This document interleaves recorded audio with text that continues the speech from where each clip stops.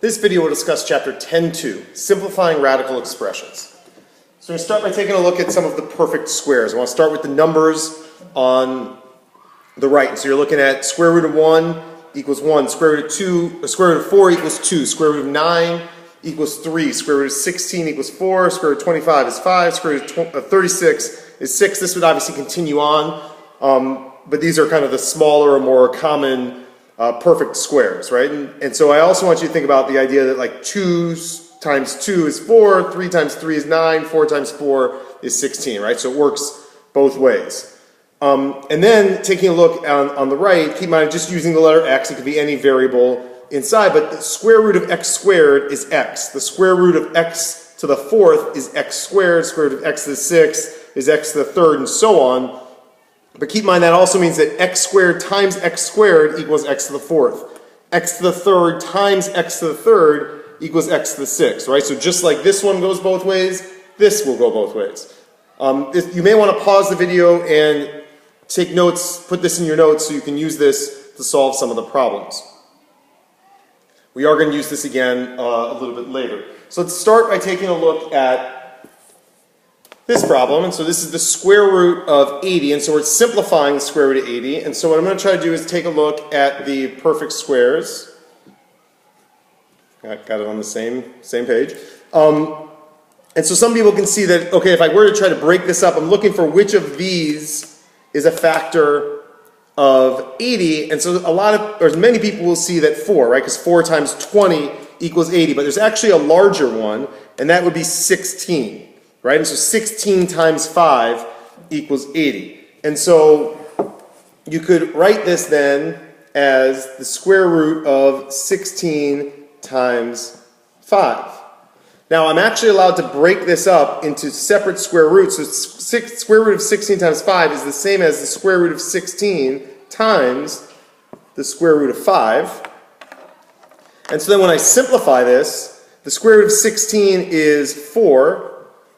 Oh, that one was dried out. Square root of 16 is 4, and then this becomes the square root of 5, right? And so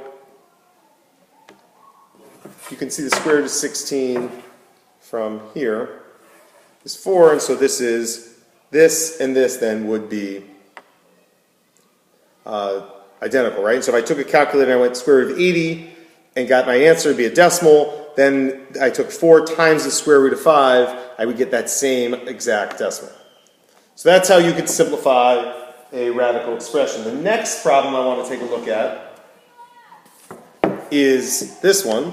And so you've got the square root of 2 times the square root of 4.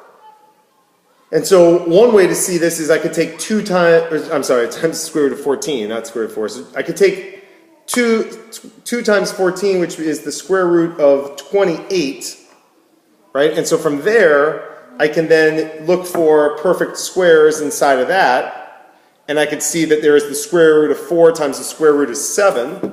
So, almost dropped that. This would be the square root of 4 times the square root of 7. And this then would simplify into 2 times the square root of 7. Okay, that might be one way to see this.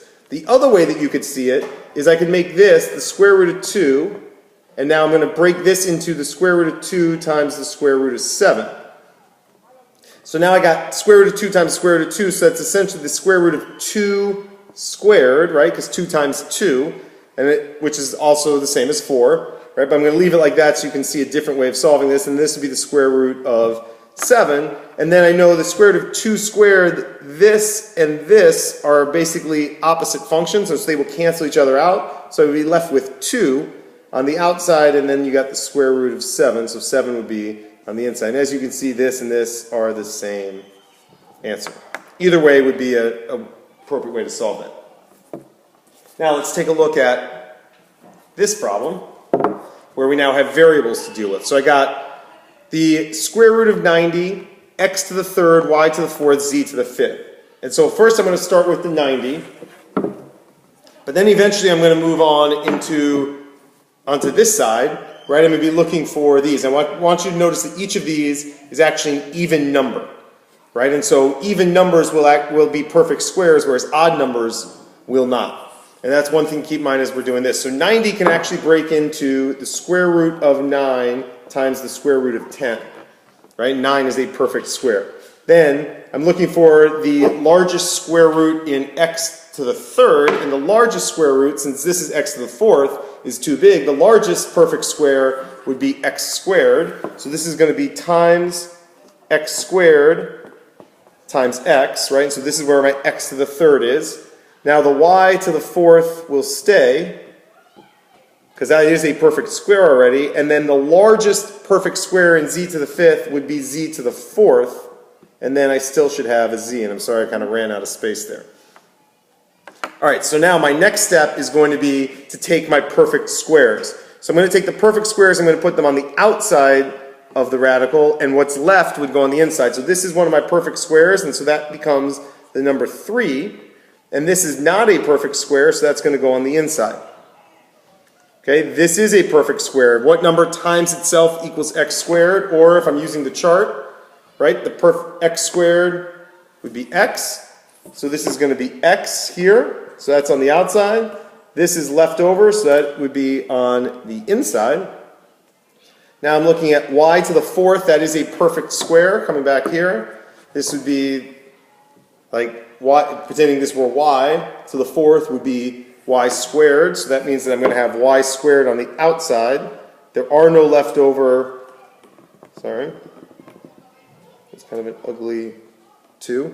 There are no leftover y's, and then I have z to the fourth, which is z squared. That's going to be on the outside, and then I should have a leftover z on the inside.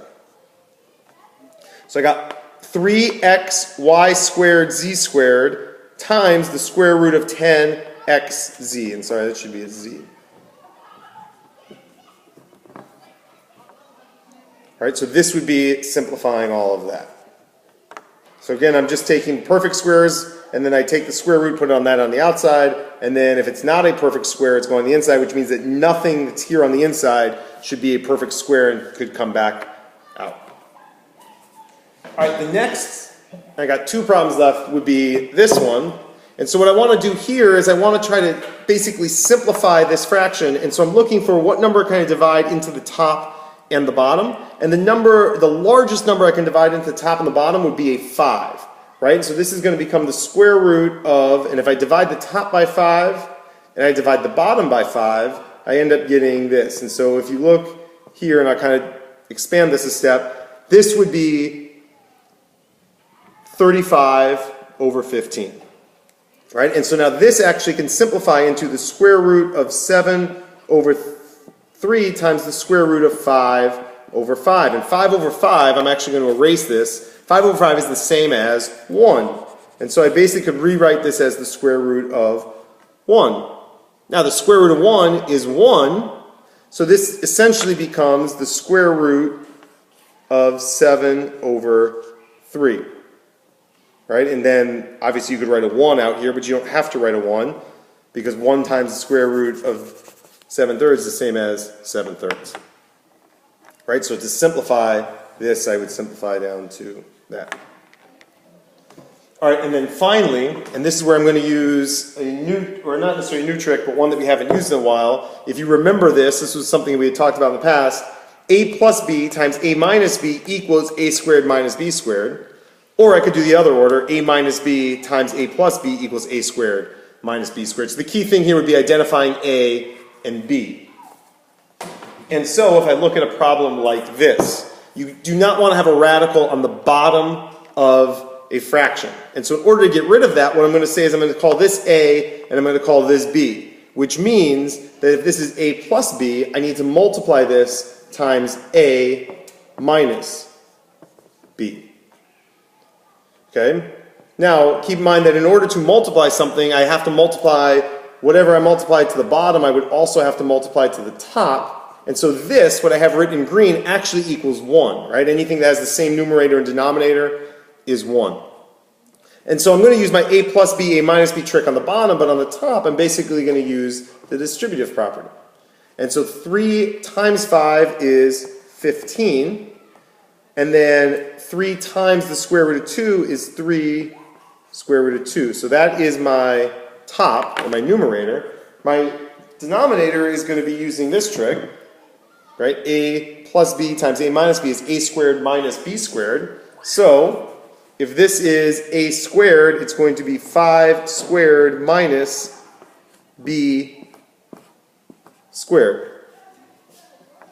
Right? And so the square root of 2 times the square root of 2 is the same as the square root of 4, which is 2. And so this, let's use a different color, this and this, like we said, are opposite functions, so they will actually cancel each other out. So this ends up being 15 minus 3 times the square root of 2 over 5 squared, which is 25, minus 2. Because this cancels each other out, which means I'm left with the number 2. All right, now I obviously got to simplify this, just the bottom, and so this is going to be 15 minus 3 times the square root of 2 over 23. So people always say, well, why do you have to do that? Because you can't have a radical in the denominator. So now the radical is in the numerator, not in the denominator.